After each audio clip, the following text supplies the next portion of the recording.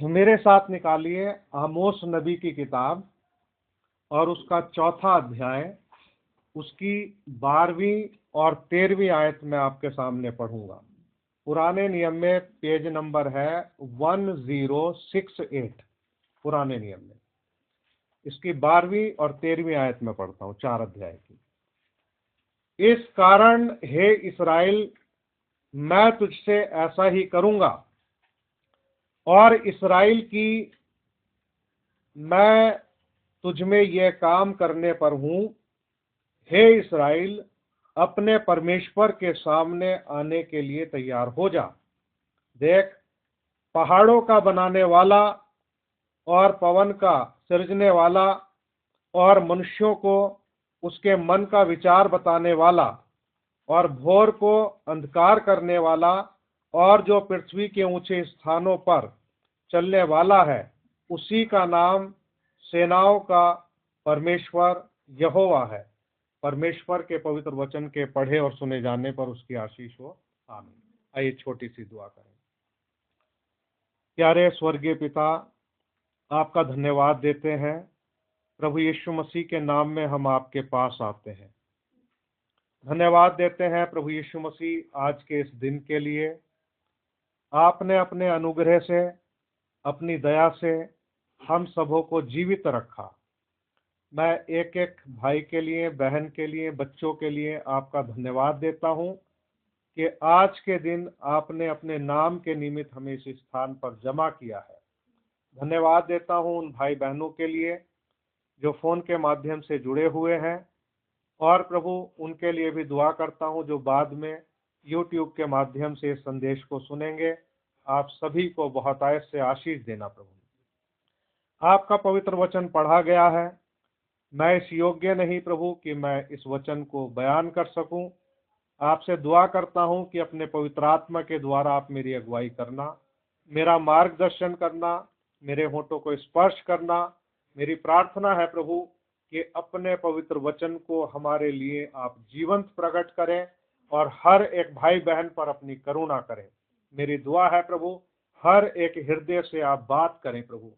सभी भाइयों की, बहनों की, बच्चों के हृदय की बातों को और उनकी जरूरतों को प्रभु यीशु मसीह आप जानते हो। मेरी दुआ है प्रभु यीशु मसीह आप अपना अनुग्रह करें। हर एक भाई बहन को खुदाबंद उसकी जरूरत के अनुसार जो कुछ उसको चाहिए, जो आपकी इच्छा के अनुसार है, आप यीशु मसीह के नाम में प्रदान करें प्रभु। मैं प्रभु अपने आप को आपके हाथों में देता हूँ, सब भाई बहनों को आपके हाथों में देता हूँ। आज सुबह हमारी सहायता करें, अपने वचन के द्वारा हमसे बातें करें। प्रभु यीशु मसीह के नाम में दुआ मांगते हैं, आमीन। आप लोग बैठ सकते हो। प्रभु आप सबको आशीष दे।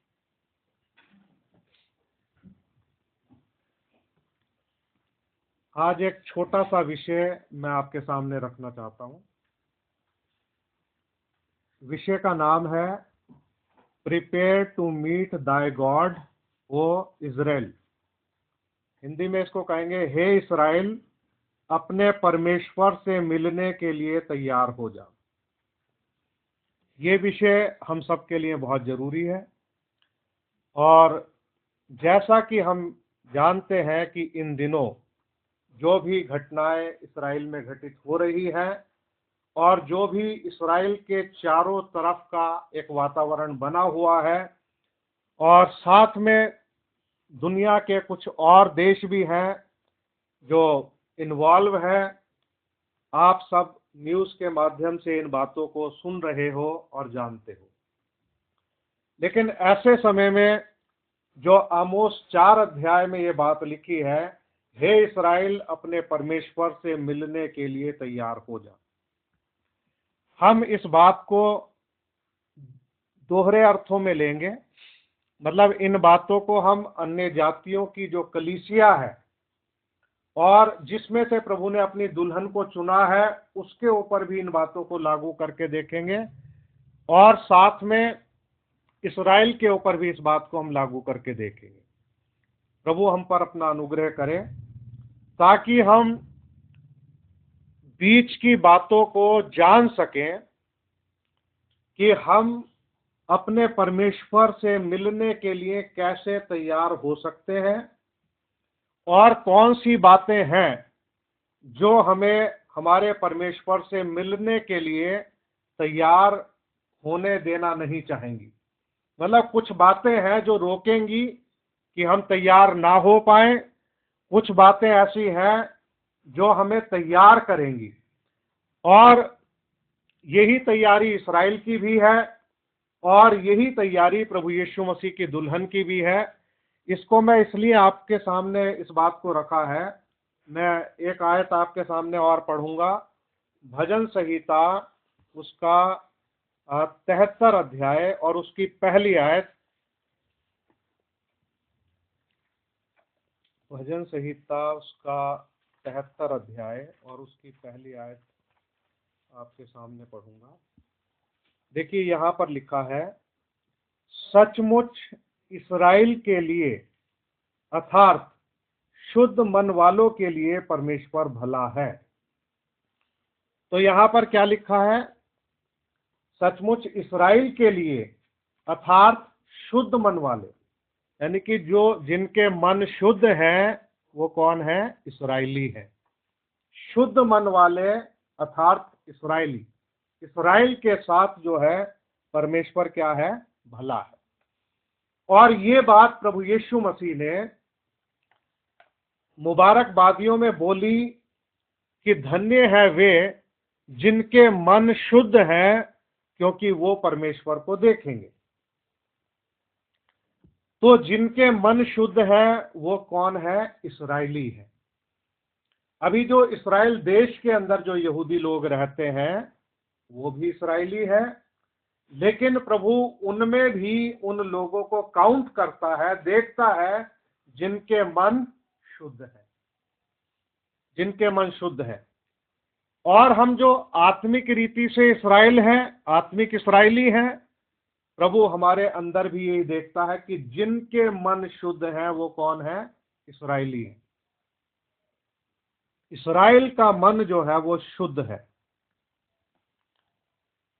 तो हे इस्राएल, अपने परमेश्वर से मिलने के लिए तैयार हो जाओ। तो इस्राएल भी अपने परमेश्वर से मिलने के लिए तैयार हो रहा है, अपने आप को तैयार कर रहा है। और आप और मैं भी अपने परमेश्वर से मिलने के लिए अपने आप को तैयार कर रहे हैं। ये बहुत बड़ी बात है कि अपने आप को तैयार करना।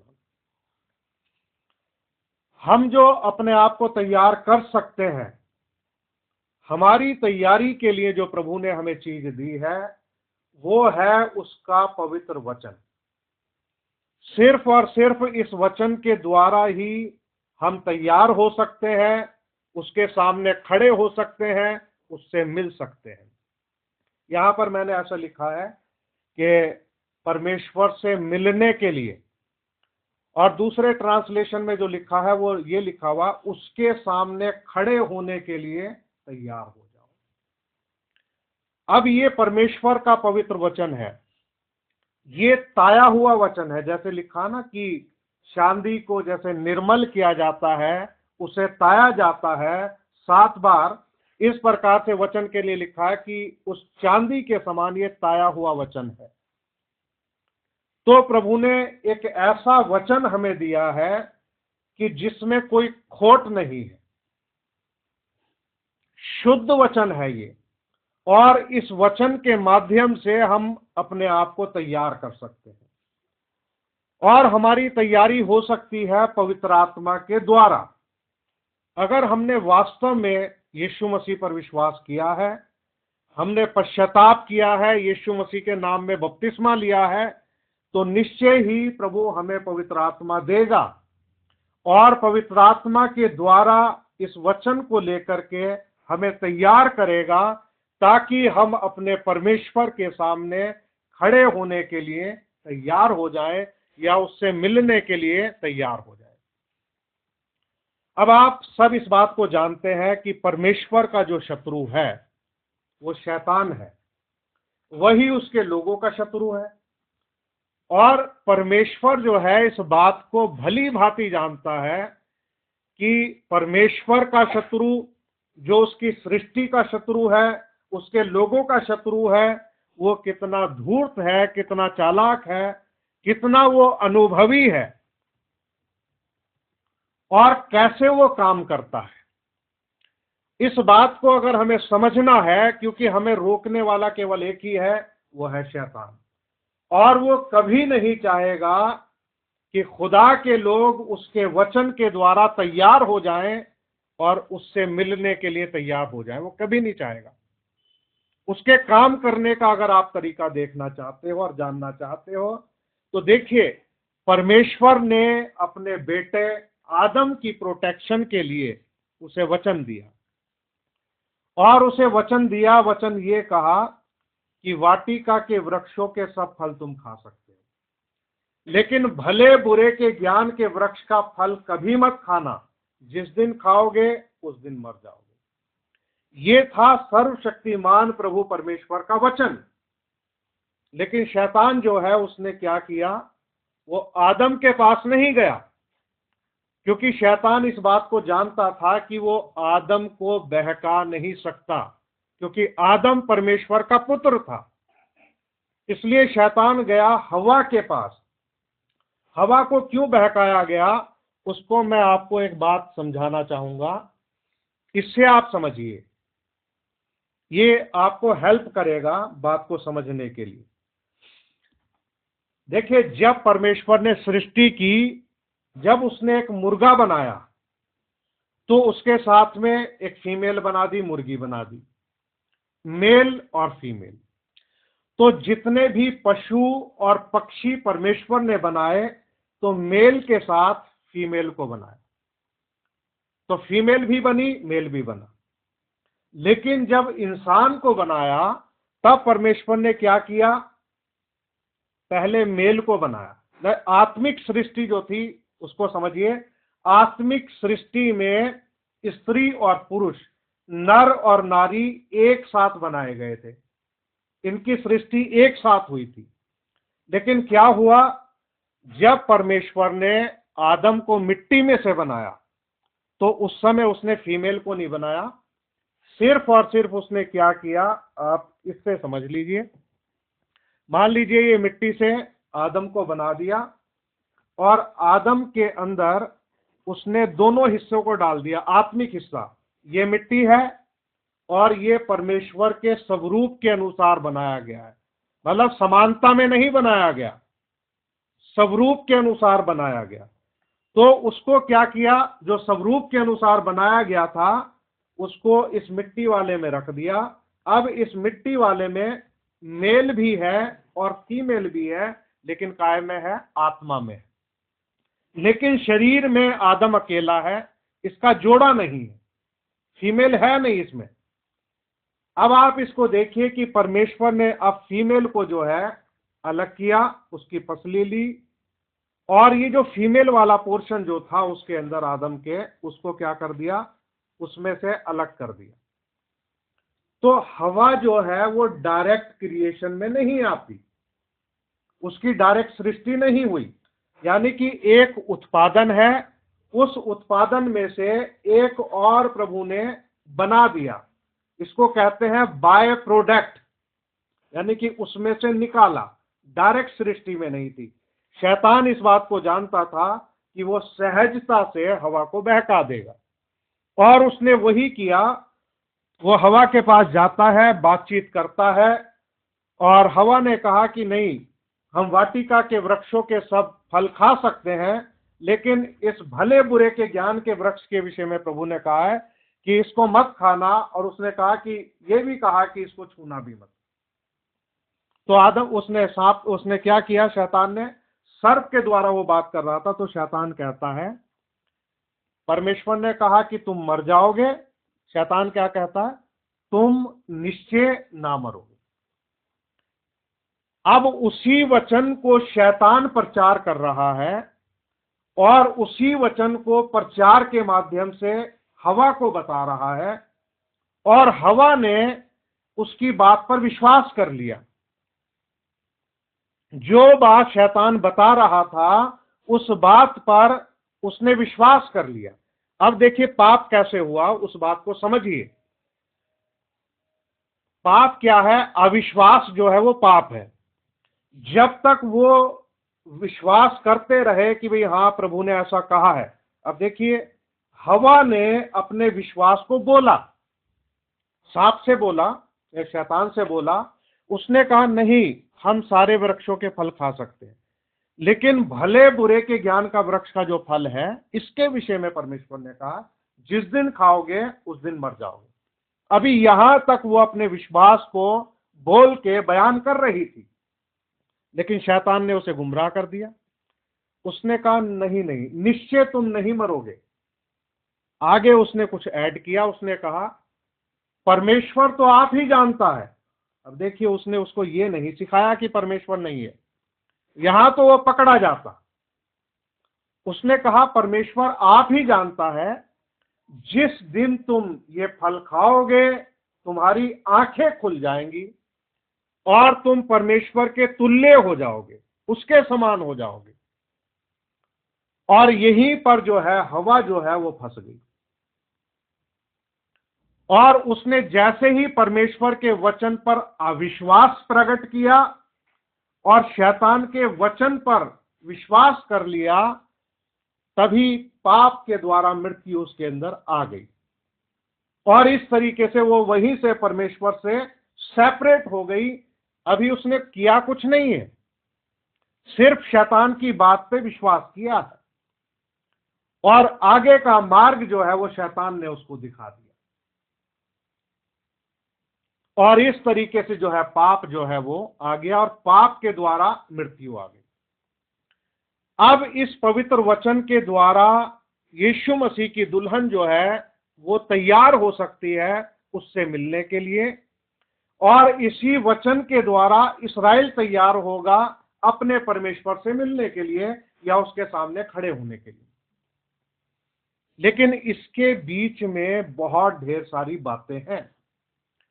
हमें उन बातों को समझना पड़ेगा कि अगर वो बातें हमारे जीवन के अंदर होंगी तो हम तैयार नहीं हो पाएंगे कि उसके सामने खड़े हों। अगर हमारे जीवन से वो बातें बाहर निकल गई तब हम तैयार हो जाएंगे। तो उन बातों को पहचान के हमें बाहर निकालना है। मैं आपके सामने आमोस नबी की किताब जो हमने पढ़ी है अभी, इसका 4था अध्याय जो है, इसकी अब हम पहली आयत से पढ़ेंगे या ऊपर से थोड़ा पढ़ेंगे। माफ कीजिए, मैं 4थी आयत से आपके सामने पढ़ूंगा। इसको थोड़ा सा ध्यान से सुनना मेरे प्रिय भाई बहनों। बेतेल में आकर अपराध करो और गिलगाल में आकर बहुत से अपराध करो। देखिए, गिलगाल का मतलब होता है नाम धराई। मतलब जब हमारी नाम धराई हो जाती है कि जैसे हम मसीही हैं। अब अगर आप कोई भी आप में से ये विश्वास करता है कि मैं मसीही हूं, मैं क्रिश्चियन हूं, तो आप समझ लेना कि आपकी नाम धराई हो गई। कैसे हुई नाम धराई? कि आपने उसके नाम को ले लिया है, आप उसके कहलाते हो, आप मसीही हो, यीशु मसीह के कहलाते हो। अब परमेश्वर उनको ये वाली बात बता रहा है, एक एंगल में उनको कह रहा है कि गिलगाल में आकर के बहुत से अपराध करो। आज कितने लोग ऐसे हैं जो मसीही कहलाते हैं और बहुत से अपराध कर रहे हैं, पाप कर रहे हैं। नाम धराई हो चुकी है, मसीह के कहलाते हैं लेकिन पाप करते हैं। ऊपर की आयत जो थी, बेतेल में आकर अपराध करो। बेतेल का मतलब होता है परमेश्वर की रोटी का घर, यानी कि चर्च में आके अपराध करो। जहां से तुम्हें रोटी मिलती है वहां पे अपराध करो। अपने चढ़ावे भोर को अपने दसवांश हर तीसरे दिन ले आया करो। धन्यवाद बलि खमीर मिलाकर के चढ़ाओ। अब इन बातों को आप समझना, खमीर क्या होता है? मिलावट है ना। यानी कि जो वचन में मिलावट करता है तो वो खमीरी रोटी हो गई। हमारी भेंट या बलिदान, ये सब मामला यहाँ पे क्या चल रहा है? खराब चल रहा है। और अपने स्वेच्छा बलियों की चर्चा चलाकर उनका प्रचार करो। अब जैसे इंसान अपनी इच्छा से यानी कि स्वेच्छा से कुछ बलि चढ़ाता है, प्रभु को देता है, तो प्रभु कह रहा है कि भाई वो चढ़ावा चढ़ा के उनका प्रचार करो कि भैया आपने ये चढ़ाया, आपने वो चढ़ाया, क्योंकि हे इस्राएलियों ऐसा करना तुमको भाता है। परमेश्वर यहोवा की यही वाणी है। मतलब आज हालात ऐसे हो गए हैं, ये बात तो इस्राएल की है, लेकिन आत्मिक रूप में हम यहां भी देख सकते हैं। हालात ये हो गए हैं कि लोग परमेश्वर के रोटी के घर में जाते हैं, उनकी नामधराई हो गई है, वो स्वेच्छा बलि चढ़ाते हैं और ये सब चीजें करते हैं, खमीर की मिलावट करते हैं। प्रभु कह रहा है कि ऐसा करना तुम्हें भाता है। अगर ये हालात आज अगर मसीही लोगों को बता दिए जाएं कि भैया आपके हालात ये हैं, तो वो क्या करेंगे? डंडा लेकर के खड़े हो जाएंगे और ये कहेंगे कि तो तुम हमें सिखाओगे, हम सब जानते हैं, हमें सब मालूम है। तो ये वाणी किसकी है? यहोवा की वाणी है। यानी कि ये करप्शन, ये बुराई यहोवा परमेश्वर ने इस्राएलियों के अंदर देखी और वो उनको कंप्लेन कर रहा है, उनको बता रहा है। आगे पढ़ते हैं। मैंने तो तुम्हारे सब नगरों में दांत की सफाई करा दी और तुम्हारे सब स्थानों में रोटी की घटी की, तो अभी तुम मेरी ओर फिर कर ना आए। यहोवा की ये वाणी है। अब देखिए, रोटी की घटी हो गई। भाई खुदा के लोगों को आशीष मिलनी चाहिए कि उनके घर में खाने के लिए भोजन होना चाहिए, क्योंकि खुदा देता, उसने वादा किया, तुम चिंता मत करना, तुम्हारा पिता मांगने से पहले जानता है ना। अब रोटी की घटी हो गई, इंसान को रुक के पहचानना चाहिए कि आज मेरे घर में खाने के लिए है नहीं, मुझे मांगना पड़ रहा है, मैं मोहताज हूं। इसकी वजह क्या हो सकती है? प्रभु का वचन तो ठीक है अपनी जगह, इसकी गड़बड़ जो है वो हमारे जीवन के अंदर है। वो वचन ही हमें बता सकता है। लेकिन जब रोटी की घटी हो गई, हालात ये हुए कि इंसान को यहोवा के पास आना चाहिए कि हे प्रभु, तू मुझे क्षमा कर, मुझे दया कर, मेरे जीवन पर मेरी कमियों को प्रकट कर। प्रभु बता क्या कारण है कि मेरे घर में आज रोटी की घटी हो गई। मैं प्रभु तेरे पास आता हूं, लेकिन रोटी की घटी हो गई, लोग जो है प्रभु के पास नहीं आ रहे। जब कटनी के 3 महीने रह गए, तब मैंने तुम्हारे लिए वर्षा ना की। अभी देखिए, कटनी के 3 महीने बाकी हैं, तो वर्षा होनी चाहिए, अंतिम वर्षा आनी चाहिए कटनी से पहले। लेकिन प्रभु ने क्या किया? जल नहीं बरसाया। इसलिए जल नहीं बरसाया कि कुछ तो उनमें गड़बड़ थी। मैंने एक नगर में जल बरसाकर दूसरे नगर में ना बरसाया, एक खेत में जल बरसा और दूसरा खेत जिसमें ना बरसा वह सूख गया। इसलिए 2-3 नगरों के लोग पानी पीने को मारे मारे फिरते हुए एक ही नगर में आए, परंतु तृप्त ना हुए, तो भी तुम मेरी ओर ना फिरे। अब प्रभु क्या कर रहा है? जल की जरूरत है। अब एक नगर में जल नहीं बरसा, सूखा पड़ गया, पानी की जरूरत हुई। अब लोग मारे मारे फिरे, दूसरे नगर में जा रहे हैं पानी की तलाश में, लेकिन तृप्त नहीं हुए। उनको क्या चाहिए था कि भाई पानी का संकट आ गया, पहले रोटी का संकट आया, पानी का संकट आया, भाई कोई तो वजह होगी। अपने प्रभु की तरफ फिरे, उससे पूछें, उससे मांगे। प्रभु कंप्लेन कर रहा है कि भाई तब भी तुम मेरी तरफ नहीं फिरे। अभी प्रभु उनको मार रहा है, लेकिन वो उसकी तरफ फिर नहीं रहे। कैसे हालात हो गए? मैंने तुमको लहू और गेरुई से मारा, और जब तुम्हारी वाटिकाएं और दाख की बारियां और अंजीर और जैतून के वृक्ष बहुत हो गए, तब टिड्डियां उन्हें खा गई, तो अभी तुम मेरी ओर फिरकर ना आए। अभी बहुत वृक्ष हो गए, फल लग गया, लेकिन टिड्डियां आई, टिड्डियों ने सारा फल खा लिया। अभी इंसान को सोचना चाहिए, खुदा ने वादा किया है कि मैं नाश करने वाले पक्षियों को घुड़पूंगा कि तुम्हारी फसल को वो हानि ना पहुंचाए। अभी ये लोग इस बात पर विचार नहीं कर रहे हैं कि भाई टिड्डियां आकर के सारी फसल का नुकसान कर दिया, तो हमें खुदा के पास जाना चाहिए, फिरना चाहिए। खुदा ने कहा तब भी तुम मेरी ओर नहीं फिरे। देखिए कितनी इनको मार पड़ रही है, लेकिन खुदा की तरफ नहीं फिर रहे। मैंने तुम्हारे बीच में मिस्र देश की सी मरी फैलाई, मैंने तुम्हारे घोड़ों को छिनवा कर तुम्हारे जवानों को तलवार से घात करा दिया और तुम्हारी छावनी की दुर्गंध तुम्हारे पास पहुंचाई, तो अभी तुम मेरी ओर फिरकर ना आए, यहोवा की यही वाणी है। हालात देखिए कैसे हो रहे हैं। घोड़े छीन करके ले गए, जवानों को तलवार से मार दिया गया, उसकी दुर्गंध आ रही है, लेकिन इसके बावजूद भी लोग यहोवा की ओर नहीं फिर रहे हैं। मैंने तुम में से कई एक को ऐसा उलट दिया जैसे परमेश्वर ने सदोम और अमोरा को उलट दिया था, और तुम आग से निकाली हुई लकड़ी के समान ठहरे, तो अभी तुम मेरी ओर फिरकर ना आए, यहोवा की ये वाणी है। सदोम और अमोरा की तरह ऐसे हालात हो गए, लेकिन फिर भी वो प्रभु की तरफ नहीं लौट रहे। देखिए, प्रभु की जो फटकार है, उसकी जो मार है, हमारे जीवनों के अंदर जो बुरा हुआ है, उससे हम इस बात को समझ लें कि इसकी वजह जो है कोई और नहीं बल्कि हम खुद हैं। यानी कि हमने अपने जीवनों के अंदर उन बातों को अपना लिया है जिसकी वजह से हमारे ऊपर ये सारी बातें घट रही।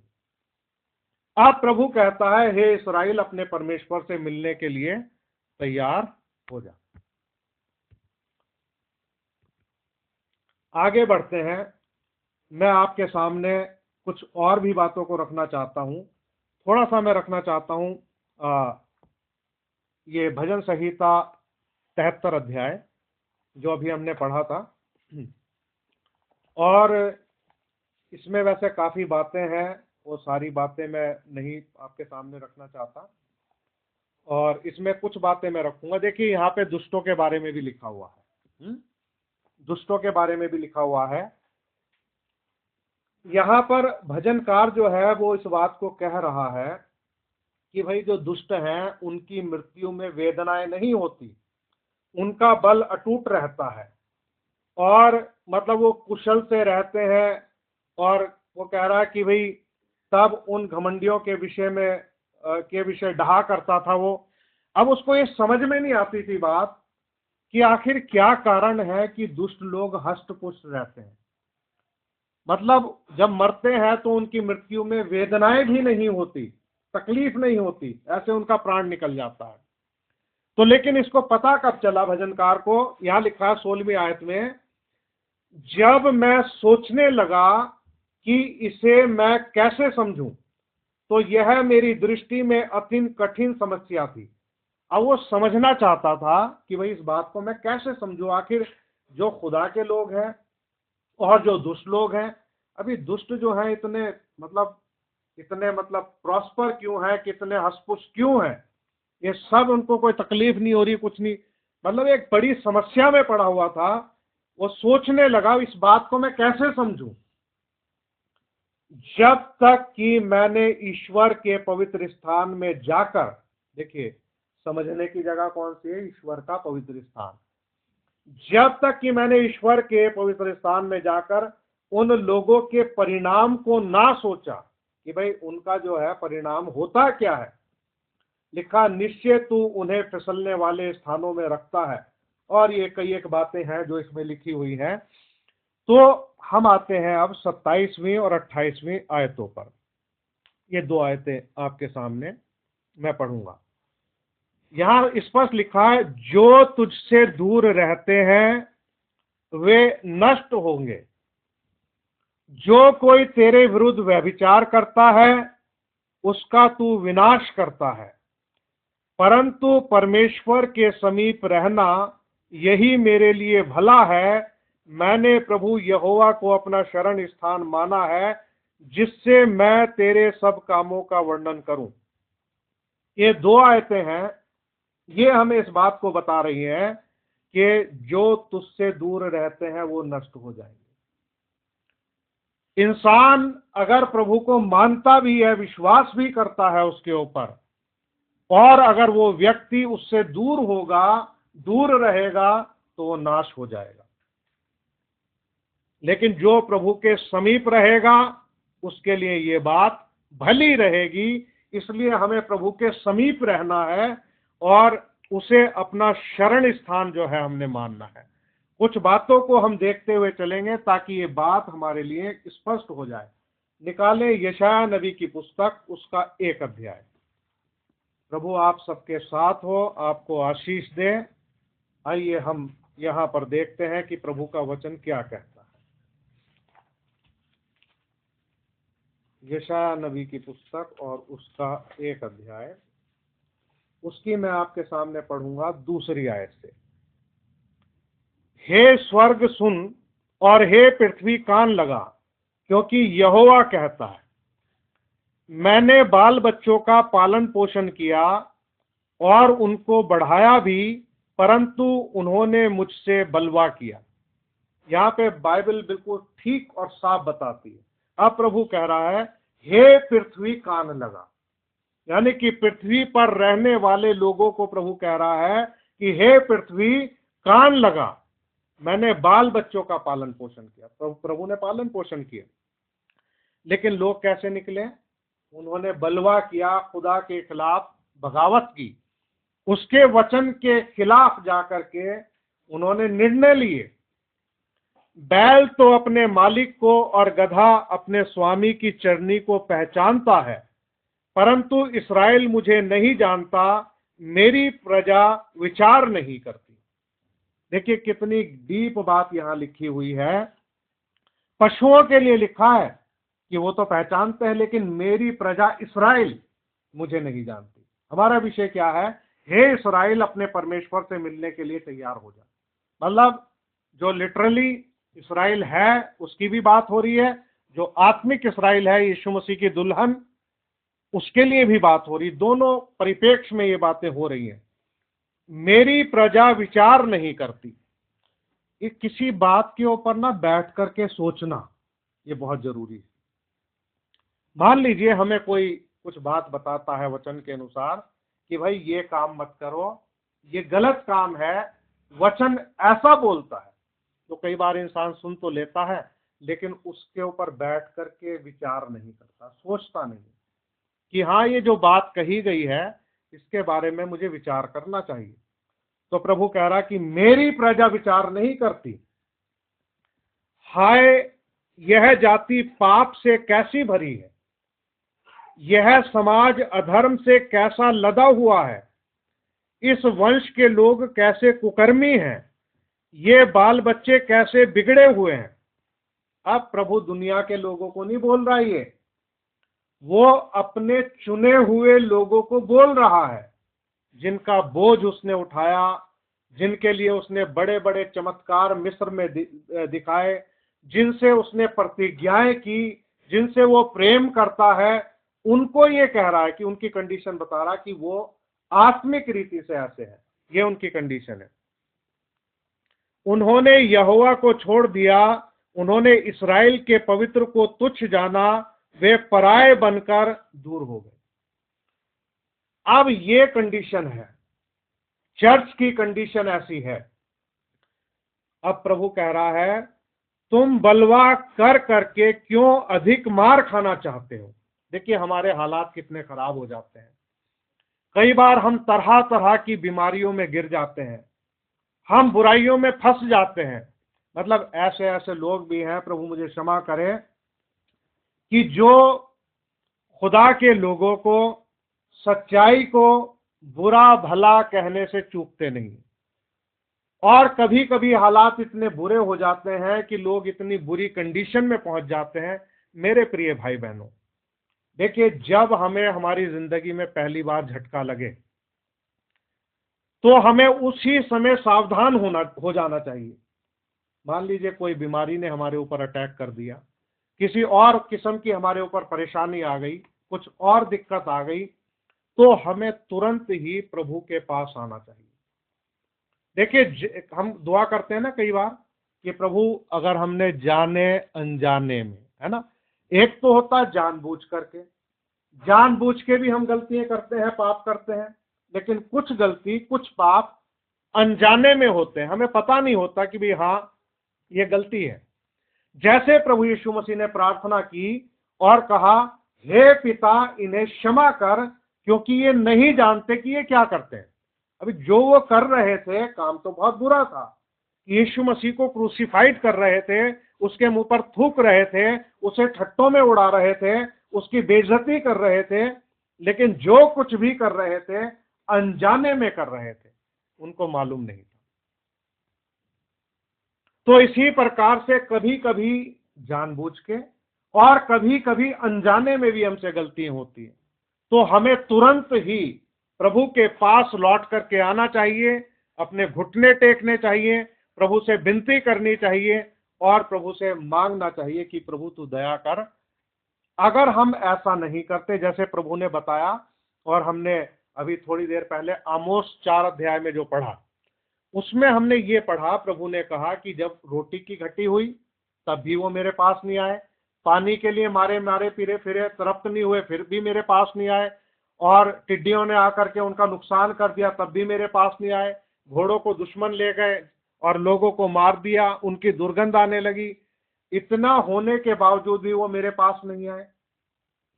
तो उनको आना चाहिए, कहीं ऐसा ना हो कि हमारे हालात बहुत ज्यादा खराब हो जाए, ऐसे खराब हो जाएं कि वापस लौटने का कोई रास्ता ही ना हो। तो हमें पश्चाताप करके प्रभु के पास वापस लौटना चाहिए और आना चाहिए। प्रभु कह रहा है तुम बलवा कर करके क्यों अधिक मार खाना चाहते हो। देखिए, प्रभु का हृदय जो है बहुत मुलायम है, हमारे प्रभु का हृदय प्रेम से भरा है।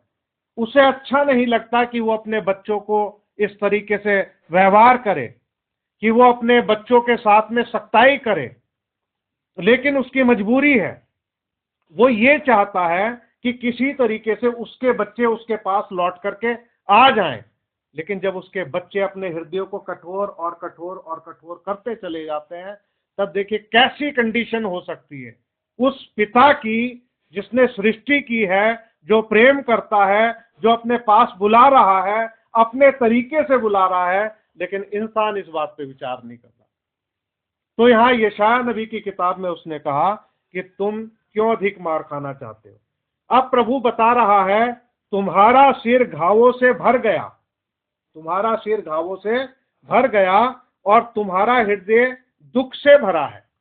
इस बात को नोट करें कि हृदय जो है दुख से भरा हुआ है। क्या हम महसूस करते हैं कि हमारे हृदयों में दुख है? क्या हम अपने आप को दुखी महसूस करते हैं? हमारे हालात, हमारी कंडीशन, हमारी परिस्थिति। तो प्रभु इस बात को, पांव से सिर तक कहीं भी कोई अरोग्यता नहीं, मतलब कहीं कोई चंगाई नहीं है, पांव से लेके सिर तक केवल चोट और कोड़े की मार के चिन्ह और सड़े हुए घाव, जो ना दबाए गए, ना बांधे गए, ना तेल लगाकर नरमाए गए। यानी कि इंसान मौका ही नहीं देता कि उसके घावों को कोई दबाए। दबा करके क्या होगा? पस तो निकलेगा उसमें से, उसके अंदर की गंदगी निकलेगी, पेन जो है वो कम होगा, हीलिंग शुरू होगी, कि उसको कोई पट्टी बांधे, उसको तेल लगाए ताकि वो नरम पड़े। तो इंसान जो है अपने पास आने ही नहीं देता, क्योंकि वचन से क्या होता है? इंसान भागता है। मतलब ऐसे ऐसे हालात हैं दुनिया के कि जब इंसान ने देखा कि भाई हमारी कहीं से कोई सहायता नहीं आई, कोई मदद नहीं आई, और प्रभु ने अनुग्रह करके उसके ऊपर दया करके उसकी मदद कर दी, फिर भी इंसान की आंखें नहीं खुल रही, वो पहचान नहीं रहा भी प्रभु मदद कर रहा है किसी के माध्यम से। तो प्रभु चाहता है कि आप नाश ना हो, आप उसके पास आ जाओ। तो ऐसे में भी इंसान ऐसी ऐसी बातें करते हैं कि ये तो इंसानों की बातें मानते हैं, मतलब निर्बुद्धि लोग ऐसी बातें करते हैं। क्या पतरस जो है वो इंसान नहीं था? इंसान था। उस इंसान को प्रभु यीशु मसीह ने कहा क्या तू मुझसे प्रेम करता है? पतरस ने कहा हाँ प्रभु मैं करता हूं। उसने कहा मेरे मेमनों को चरा, मेरे भेड़ों की रखवाली कर, इनको तू चरा, इनकी रखवाली कर। तो ये काम किसे सौंपा? पतरस को सौंपा। परमेश्वर जो है मनुष्यों को ही इस्तेमाल करता है। ऐसे तो हर एक इंसान अपना अपना मार्ग ले लेंगे, किसी को पास्टर की जरूरत नहीं, किसी को चर्च की जरूरत नहीं, किसी को टीचर की जरूरत नहीं। अगर इन सब चीजों की जरूरत नहीं है तो प्रभु ने ये 5 प्रकार की सेवकाई बाइबल में क्यों दी है? इसलिए दी है, ये गिफ्ट है। देखिए, शिक्षक जो है, टीचर जो है, ये चर्च के लिए खुदा की तरफ से गिफ्ट है कि वो आपको सिखाए, खुदा की तरफ से सिखाए, सही बात बताए। और इंसान इतना निर्बुद्धि हो गया कि जो उसके हित की बात करे उसको कहे कि वो इंसान के पीछे चल रहा। ये इंसान की समझ, बुद्धि खराब हो गई है। अब प्रभु कहता, तुम्हारा देश उजड़ा पड़ा है, तुम्हारे नगर भस्म हो गए, तुम्हारे खेतों को परदेसी लोग तुम्हारे देखते देखते निगल रहे हैं। वह परदेशियों द्वारा नष्ट किए गए और गए देश के समान उजाड़ हैं। और सिय्योन की बेटी दाख की बारी में की झोपड़ी के समान छोड़ दी गई, या ककड़ी के खेत में की मचान या घिरे हुए नगर के समान अकेली खड़ी है। सेनाओं के यहोवा का यदि सेनाओं का यहोवा हमारे थोड़े से लोगों को ना बचा रखता तो हम सदोम के समान हो जाते और अमोरा के समान ठहरते। तो देखिए, ये है प्रभु का वचन, और इस तरीके से इस वचन में हमें ये बातें मिलती हैं। ये हुआ क्या? हमेशा ऐसा होता आया है कि लोग परमेश्वर के वचन से दूर हट जाते हैं, और जैसे ही दूर होते हैं तो वो मुसीबत में पड़ते हैं। प्रभु जो है उनको अपने पास बुलाना चाहता है और लाना चाहता है, और उसके पास लौटने का एक ही तरीका है, वो है पश्चाताप। कि इंसान पश्चाताप करे, अपने प्रभु के पास लौटे और उससे मिलने के लिए तैयार हो जाए। अब प्रभु यीशु मसीह के आने का समय जो है वो नजदीक हो रहा है। हमें समय के चिन्हों के द्वारा ये बात पता चलती है कि उसका आना बहुत नजदीक है, प्रभु का आना बहुत नजदीक है। यहां पर मैं 2 उदाहरण लूंगा, मतलब एक में अच्छा हुआ, एक में बुरा हुआ, और किस तरीके से हम परमेश्वर के अनुग्रह को प्राप्त कर सकते हैं। आइए, मैं पहले आपके सामने दूसरा इतिहास में से पढ़ूंगा, उसका 16वां अध्याय और 7 से 13 तक आपके सामने पढ़ूंगा। प्रभु आपको आशीष दे। दूसरा इतिहास 16 अध्याय 7 से 13 आयत। यहां लिखा है, उस समय हनानी दर्शी यहूदा के राजा आसा के पास जाकर कहने लगा। अब ये यहूदा का राजा था, इसका नाम था आसा। इसके पास गया हनानी दर्शी। वो कहता, तूने जो अपने परमेश्वर यहोवा पर भरोसा नहीं रखा वरन अराम के राजा ही पर भरोसा रखा है, इस कारण अराम के राजा की सेना तेरे हाथ से बच गई है। क्या कूशियों और लूबियों की सेना बड़ी ना थी, और क्या उनमें बहुत से रथ और सवार ना थे? तो भी तूने यहोवा पर भरोसा रखा था, इस कारण उसने उनको तेरे हाथ में कर दिया। अब ये यहां पर आसा को एक बात बताई जा रही है दर्शी के द्वारा। मतलब जब आसा ने यहोवा पे भरोसा रखा था तो उस समय कूशियों की और लूबियों की सेना बड़ी थी। अब इसका भरोसा खुदा पर था, तो खुदा ने इनको आसा के हाथ में कर दिया था। लेकिन अब क्या हुआ, यहां 7वें आयत को दोबारा देखेंगे, बी पार्ट। तूने जो अपने परमेश्वर यहोवा पर भरोसा नहीं रखा वरन अराम के राजा ही पर भरोसा रखा, इस कारण अराम के राजा की सेना तेरे हाथ से बच गई। मतलब ये उसकी सेना को नहीं मार पाया, उसकी सेना आसा के हाथ से बच गई। इसने खुदा पे भरोसा नहीं रखा। लेकिन जब भरोसा रखा था तो जो शक्तिशाली सेना थी उनको इसके हाथ में कर दिया था।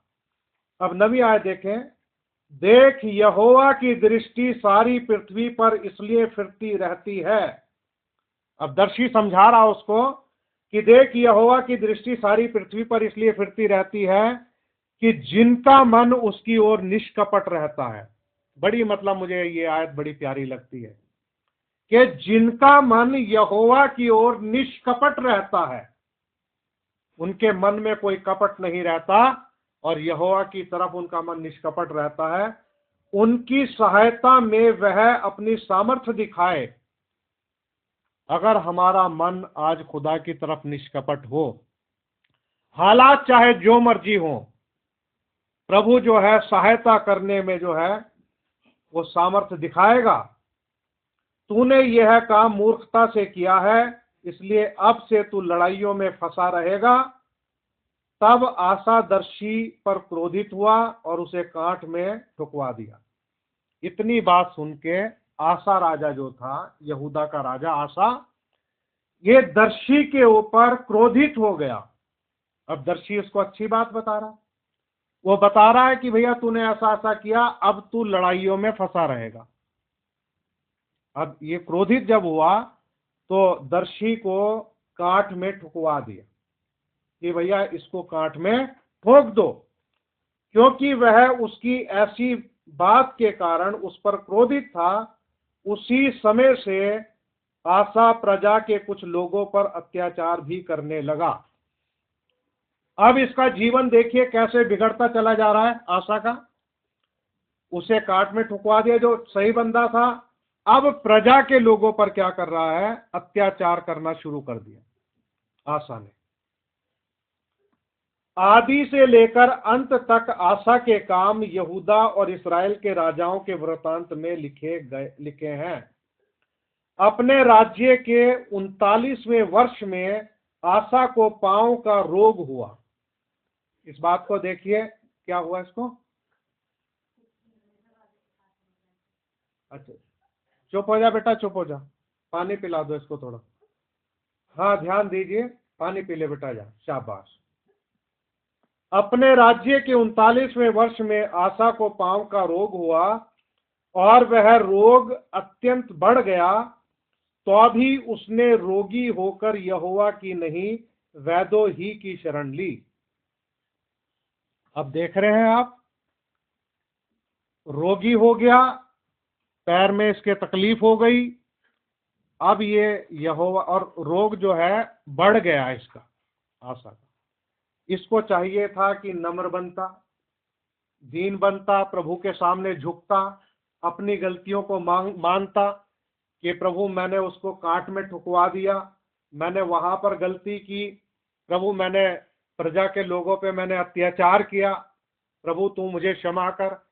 अगर ये प्रभु के पास लौट करके आता तो प्रभु इसके ऊपर अनुग्रह करता, लेकिन ये यहोवा की ओर नहीं फिरा। मेरे प्रिय भाई बहनों, जब हम बुराइयां करते फिरते हैं तो हमारा हृदय जो है वो सख्त हो जाता है, कठिन हो जाता है। अब इसका हृदय जो है वो सख्त हो चुका था। अब इसने सोचा कि भाई मेरा इलाज जो है वो वैद्य कर देंगे, मैं डॉक्टरों के पास जाऊंगा। अब ये तो यहूदा का राजा था, अब इसकी अप्रोच जो है अच्छे अच्छे डॉक्टरों के पास रही होगी ताकि ये ठीक हो जाए, लेकिन ये ठीक नहीं हो सका। इसने यहोवा की नहीं, वैदों की शरण ली। अंत में आसा अपने राज्य के 41वें वर्ष में मर के अपने पुरखाओं के साथ सो गया। तो अब आप यहां पर देखिए, 39वें वर्ष में इसको पैर का रोग हुआ, वो बढ़ा, तो 39वें वर्ष में, और 40वें वर्ष में रहा, फिर 41वां वर्ष भी आ गया और उसमें वो मरा। यानी कि 39, 40, 41 जितने भी दिन इसके रहे, ये उस पैर के रोग से पीड़ित रहा, इलाज करवाता रहा, आखिर में इसकी मौत हो गई। यहां पर हम क्या सीख रहे हैं? हम ये सीख रहे हैं, देखिए प्रभु का वचन जो है वो बिल्कुल ठीक है, दुरुस्त है, लेकिन शैतान जो है हमारी आंखों को अंधा कर देता है, हमें भ्रमित कर देता है, हमें गलत मार्ग पे चलाता है, और चलते चलते जो है हम बुराइयों में इस प्रकार से फंस जाते हैं कि फिर हम अपनी गलतियों को मानने को भी तैयार नहीं होते। यही आसा के साथ हुआ और आखिरकार इसको मरना पड़ा। इसको खुदा के पास लौट के आना चाहिए था, ये नहीं लौट के आया, मर गया। जैसे हमने एक आयत पढ़ी थी भजन संहिता 27-28 में कि जो उसके समीप रहते हैं उनका भला होता है, और जो उससे दूर रहते हैं वो नाश हो जाते हैं। अब ये इसलिए मारा गया क्योंकि ये यहोवा से दूर था।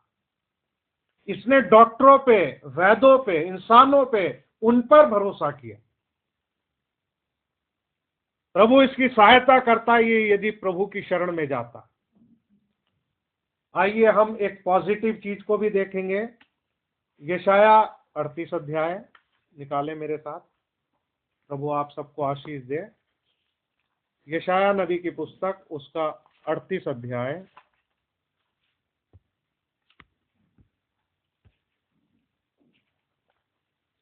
और उसकी 1 से 8 आयत तक मैं आपके सामने पढ़ देता हूं।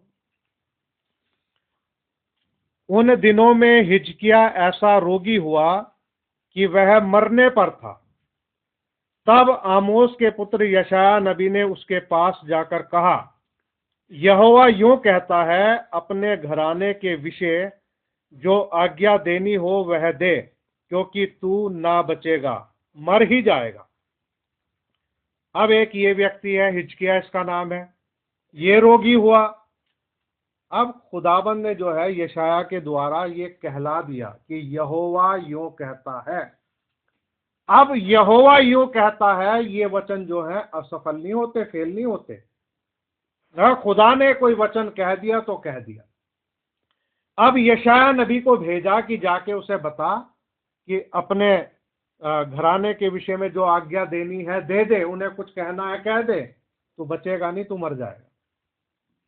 अब क्या होता, तब हिजकिया ने दीवार की ओर मुंह फेर कर यहोवा से प्रार्थना करके कहा। अब देखिए, एक ये व्यक्ति है, ये क्रोधित नहीं हुआ यशाया के ऊपर कि तूने ऐसा वचन क्यों कह दिया कि मैं इसको कांट में ठुका दूं या और कुछ करने लगूं बुराई। ये इसने उस बात को सुन लिया कि भैया ये खुदा की आवाज है, ये खुदा का बंदा है, उसका आदर किया। और क्या करता है, दीवार की तरफ अपना मुंह किया, प्रार्थना करता है। कहता है, हे यहोवा मैं विनती करता हूं, हे यहोवा मैं विनती करता हूं, स्मरण कर कि मैं सच्चाई और खरे मन से अपने को तेरे सम्मुख जानकर चलता आया हूं, और जो तेरी दृष्टि में उचित था वही करता आया हूं।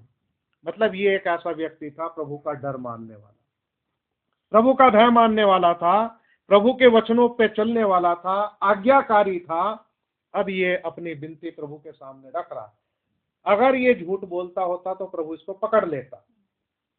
ये सच्चाई से बोल रहा है और प्रभु जो है इसकी बात को सुन रहा है।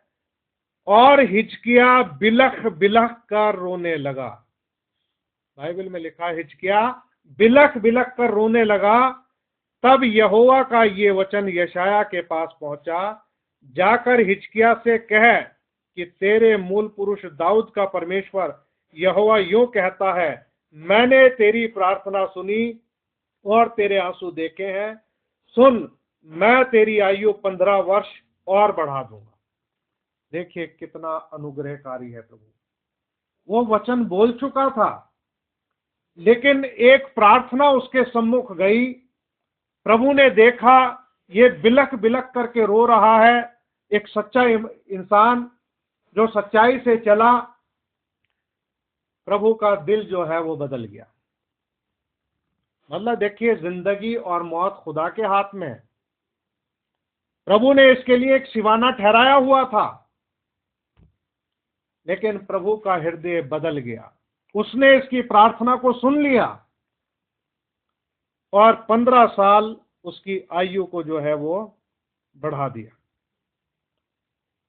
यहां पर हम देख सकते हैं कि जब कोई इंसान प्रभु के पास आता है, अपने आप को दीन करता है, नम्र करता है, समर्पित कर देता है, तो फिर प्रभु जो है ऐसे व्यक्ति पर अनुग्रह करता है। अहाब राजा जो था वो दुष्ट राजा था और कितने नबियों की मौत हुई उसकी वजह से। लेकिन जब उसने भी अपने आप को दीन किया तो प्रभु ने उसके दिनों में कुछ विपत्तियों को टाल दिया। ऐसा है हमारा प्रभु, महान प्रभु है। हे इस्राएल, अपने परमेश्वर से मिलने के लिए तैयार हो जा। वो प्रभु हमारा बदलता नहीं, वो आज कल सर्वदा एक सा है। अगर हम अपने आप को उसके सामने दीन करें, नम्र करें, उसकी तरफ लौटें, उसके वचन पर विश्वास करें और अपने जीवन का सुधार करें, तो प्रभु अनुग्रहकारी है कि वो हमें तैयार करे। वो हमें तैयार कर सकता है हमारा प्रभु। तो इस्राएल जो है वो अपनी तैयारी कर रहा है, और इस्राएल यहोवा की ओर फिरने के लिए, यीशु मसीह पर विश्वास करने के लिए वहां पर दो गवाह जो है वो आएंगे। और वो दो गवाह जो होंगे, मूसा और एलिया, वो प्रचार करेंगे, तब 1,44,000 लोग जो हैं यीशु मसीह पर विश्वास करेंगे। आप जानते हो, देखिए आज तो प्रभु के अनुग्रह से जहां 2 या 3 उसके नाम में जमा होंगे, प्रभु वहां पर मौजूद होता है, आ जाता है। हमारे पास ये छत है जहां पर बैठ के हम उपासना कर रहे हैं, लेकिन इस्राएल के पास जो है उपासना का, आराधना का स्थान नहीं है। एक दीवार है, देखिए वो दीवार उसमें दिख रही है?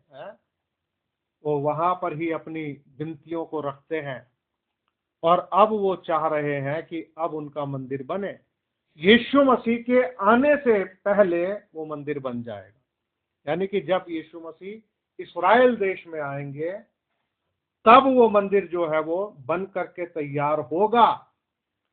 और अब इस्राएल ने जो है इस बार मुसलमानों को नमाज पढ़ने के लिए ईद के मौके पर आने नहीं दिया, और जो आए थे वहां पर लाठी चार्ज करके, आंसू गैस के गोले फेंक करके उन सबको खदेड़ दिया, भगा दिया, तितर बितर कर दिया। अब उस स्थान को वो लेने वाले हैं। प्रकाशित वाक्य में जिस मंदिर के बारे में लिखा हुआ है, उसमें ये लिखा हुआ है शायद कि 11वें अध्याय में, कि सरकंडा ले और उस मंदिर को और उपासना करने वालों को नाप ले। बाहर का आंगन छोड़ दे, वो अन्य जातियों को दिया गया है। तो नापने का मतलब क्या है? अनुशासन करना, अनुशासित करना, माफ करना, अनुशासित करना। यानी कि उन लोगों को जो उपासना करने वाले हैं, उनको अनुशासन में लेकर के आना। और हम सबके जीवन के लिए अनुशासन जरूरी है। तो मंदिर को और उपासना करने वालों को अनुशासन में लाया जाएगा, लेकिन जो बाहर का आंगन है, अन्य जाति लोग जो हैं वो उसको रौंदेंगे, हुड़दंग मचाएंगे, क्योंकि उनके जीवन में परमेश्वर का कोई काम नहीं है, इसलिए उनके जीवन में अनुशासन भी नहीं होगा। तो प्रभु जो है अपने लोगों को अनुशासित करने के लिए जा रहा है, ताकि 1,44,000 जो सेवक हैं, मिनिस्टर हैं, वो मूसा और एलिया के द्वारा मसीह की पहचान प्राप्त कर ले, ताकि उस समय जब इस्राएल के लिए संकट का समय होगा, वो आत्मिक रीति से इस्राएल को जो है फूड सप्लाई कर सकें, आत्मिक भोजन दे सकें।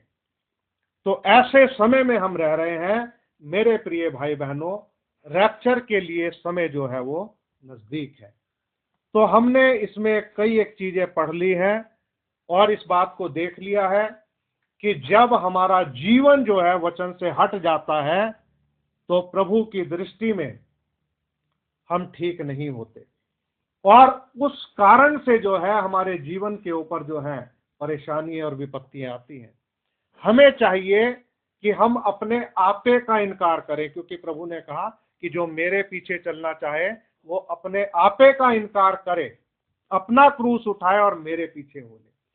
मेरे प्रिय भाई बहनों, हमें क्या अच्छा लगता है, क्या नहीं लगता, हमारी क्या इच्छा है, क्या सोच है, उन सब चीजों को हमें एक तरफ रख के प्रभु से ये प्रार्थना करनी चाहिए कि प्रभु आप हमें अपने वचन के अनुसार तैयार करें। और प्रभु जो है अपने लोगों को अनुशासित कर रहा है। जैसे आपने देखा होगा, यही एक तैयारी है, मतलब प्रिपेयर टू मीट दाय गॉड ओ इस्राएल। तो अपने खुदा से मिलने के लिए तैयार हो जा। तो पौलुस क्या कहता है? पौलुस इस बात को कहता है कि जो कोई अपने आप को आत्मिक जन या भविष्यद्वक्ता समझता है, वो ये बातें ये जान ले कि जितनी बातें मैं तुम्हें लिखता हूं सब प्रभु की आज्ञाएं हैं। उसने कहा कि सारी बातें सभ्यता और क्रम अनुसार हो, मतलब एक अनुशासन मेंटेन करके इसमें दिया गया। तो प्रभु ये चाहता है कि हम शब्द दर शब्द वचन के अनुसार हो और उसकी दुल्हन कहलाएं, और जो प्रकाशन उसने हमें दिया है उसके अनुसार अपने आप को तैयार कर सके, क्योंकि प्रभु यीशु मसीह शीघ्र ही आने वाले हैं और उसने तैयारी के लिए जो दिया है वो पवित्र लोगों के धार्मिकता के काम है। प्रकाशित वाक्य 19 अध्याय में जो उसकी दुल्हन को पहनने के लिए महीन मलमल जो दिया गया है, उसका अर्थ है पवित्र लोगों के धार्मिकता के काम। मतलब हमारे खुद के धार्मिकता के काम नहीं, वो धार्मिकता जिसके लिए प्रभु ने कहा कि तुम उसके धार्मिकता और राज्य की खोज कर लो। जब हम ढूंढ ढांड करते हैं, प्रार्थना करते हैं, खोज में लगते हैं, तब प्रभु हमें अपनी धार्मिकता को दिखाता है। और जब हम उसकी धार्मिकता को लेते हैं तो हमारे सोल की कवरिंग होनी शुरू हो जाती है, हमारे प्राण जो हैं उसकी धार्मिकता से कवर हो जाते हैं।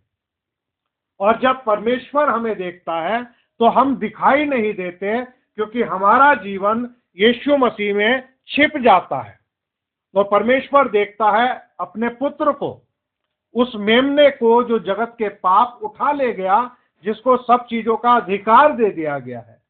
तो हम एक ही स्थान पे सुरक्षित हैं और वो स्थान है प्रभु यीशु मसीह। अगर हम प्रभु यीशु मसीह में हैं तो हम पर दंड की आज्ञा नहीं है। और मसीह में आने का एक ही तरीका है कि इंसान सच्चे मन से पश्चाताप करे, प्रभु यीशु मसीह पर विश्वास करे और अपने पापों के मोचन के लिए उसके नाम में बपतिस्मा ले, तब प्रभु पवित्र आत्मा से भरेगा और अपने वचन के द्वारा अगुवाई करेगा। प्रभु आप सबको आशीष दे। आइए हम अपने स्थानों पर खड़े हो जाएंगे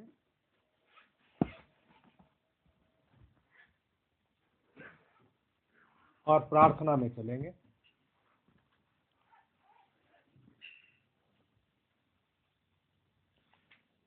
प्यारे अनुग्रहकारी दयालु स्वर्गीय पिता, आपका हृदय की गहराई से हम धन्यवाद देते हैं प्रभु जी, आपके इन बच्चों के लिए जो आज प्रभु इस छत के तले इकट्ठे हुए आपके नाम प्रभु यीशु मसीह में।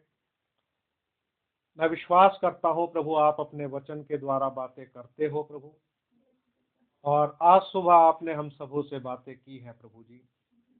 खुदावंद इस्राएल अपनी तैयारी कर रहा है ताकि वो आपसे मिल सके, आपके सामने खड़ा हो सके।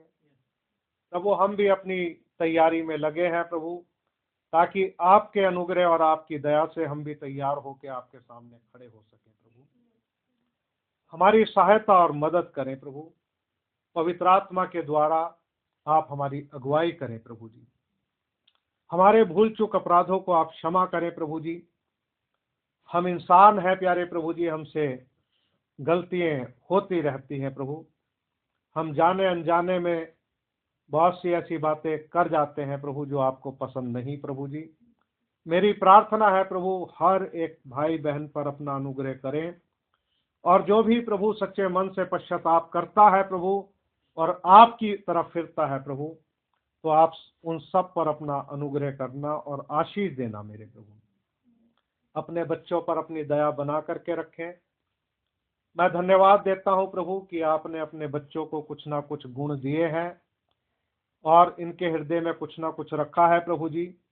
मेरी दुआ है प्रभु एक समर्पण के साथ सभी लोग अपने अपने जीवनों को आपकी महिमा के लिए इस्तेमाल कर सके प्रभु, और खुदावंद आपके लिए जी सकें, आपके पवित्र नाम की बढ़ाई कर सके प्रभु, और खुदावंद आपके आगमन के लिए अपने आप को तैयार कर सके प्रभु। हम धन्यवाद देते हैं प्रभु कि आपने हमारी तैयारी के लिए अपना पवित्र वचन दिया है, इस पवित्र वचन का प्रकाशन दिया है प्रभु जी, और वचन की सच्चाई को प्रकट किया है प्रभु जी। इसके लिए हम धन्यवाद देते हैं प्रभु जी। खुदावन मेरी दुआ है सब भाई बहनों के साथ होना, सब बच्चों के साथ होना, जितने लोगों ने भी संदेश को सुना है खुदावन उन सबको प्रभु अनुग्रह प्रदान करना कि आपके आगमन के लिए सब तैयार हो जाए। हमारे जीवन की कमजोरियों को, दुर्बलताओं को दूर करें, हमारे जीवन की बुराइयों को दूर करें और हमें प्यारे प्रभु अपने गुणों से भरें। प्रभु जी, मेरी दुआ है प्रभु, यदि यहाँ पर कोई आवश्यकता में है और किसी की अपने हृदय की कोई सच्ची पुकार है प्रभु, और वो आपसे कुछ चाहता है जो आपकी इच्छा के अनुसार हो, मेरी दुआ है प्रभु यीशु मसीह, आप अपना अनुग्रह करके यीशु मसीह के नाम में उनको प्रदान करें प्यारे प्रभु जी, और अपने बच्चों की सहायता करें।